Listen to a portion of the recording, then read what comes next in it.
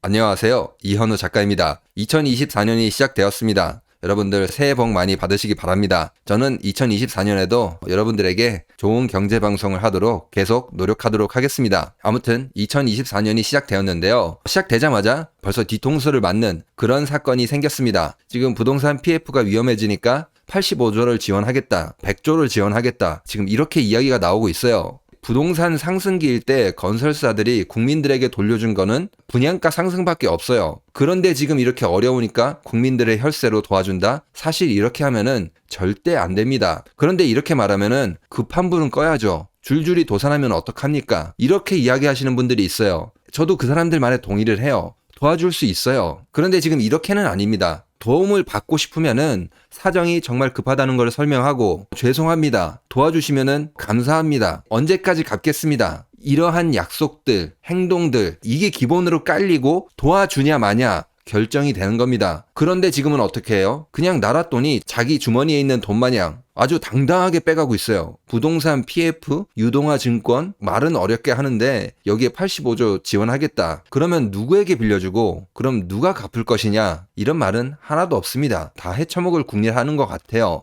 그래서 오늘은 왜 해먹을 결심인지 이런 걸 살펴보고 이렇게 크게 지원한다는 거는 그만큼 부동산 시장이 지금 터지는 수준에 왔다. 이거를 나타내거든요. 그런 거를 알아보도록 하겠습니다. 일단 먼저 이렇게 85조, 100조 이렇게 투입하겠다고 이야기하는데 유동화 증권을 매입한다고 하거든요. 근데 그 유동화 증권이 2024년 1분기 만기가 16.7조입니다. 85조를 투입한다고 합니다. 뭐가 잘못된 것 같죠, 여러분? 그리고 PF 유동화 증권 잔액이 2023년 6월 말 43.7조입니다. 그러니까 85조, 100조 이게 다 들어가도 1분기 충분히 방어할 수 있고 PF 유동화 증권 전액을 매수를 할 수 있는 그 정도 규모입니다. 16.7조를 지원을 해주고 또 나머지 돈으로는 누구를 지원해준다는 겁니까? 그러면 우리가 두 가지 상황을 유추할 수가 있어요. 1분기에 돌아오는 만기가 16.7조인데 이게 어느 정도 갚고 나머지는 내가 주머니에 넣겠다. 이게 첫 번째고 그리고 두 번째는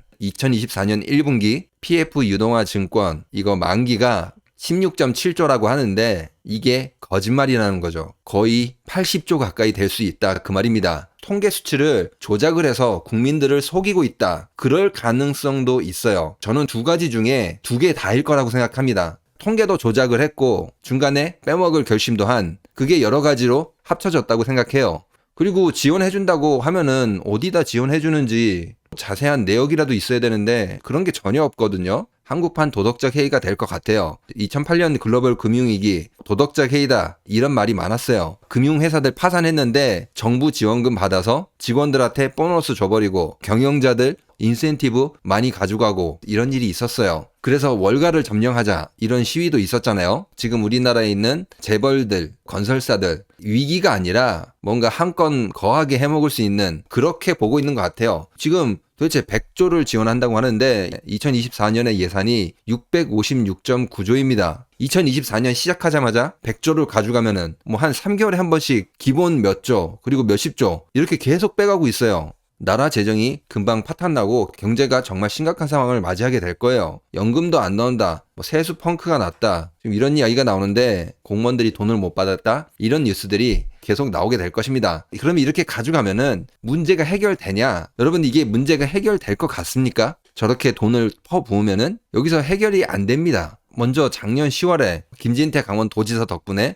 레고랜드 사태가 터졌잖아요. 이때 들어간 돈이 5대 금융지주에서 95조, 그리고 정부가 50조, 한국은행이 35조, 이렇게 180조를 지원했다고 해요. 그런데 지금 이 문제가 시간이 지날 때마다 계속 발생하고 있습니다. 결국에는 이 문제는 해결될 수가 없다는 구조예요. 이게 금액이 너무 큽니다. 부동산 익스포저라고 하죠. 이 금액이 2022년 12월 이때 기준 2,700조예요. 개인들의 대출, 기업 대출, PF 대출 이런 것들 다 합치면은 2,700조입니다. 그렇기 때문에 문제가 생기면은 50조, 100조 이런 식으로 막고 있는데 이걸 막으려면은 한 방에 1,000조, 2,000조 이 정도 넣어야지 해결될까 말까 한 그런 상황이에요. 당연히 그런 돈이 없죠. 그건 말이 안 되고 아무튼 이 금액이 너무 크기 때문에 여기에 관련된 금융기관들, 개인들 다 도와줄 수가 없다 그 말이에요. 그리고 이제 구조적으로 문제도 있어요. 작년 레고랜드 사태, PF 이게 문제였는데 지금도 그게 문제거든요. 이게 결국에는 모두가 같이 엮여있는 금융상품이라고 보면 돼요. 2008년하고 비슷합니다. 그 구조가. PF 대출 받은 거는 뭐가 있죠? 기본적으로 건설사들이 땅이라든지 그런 건물 이런 거를 담보로 대출을 받은 거예요.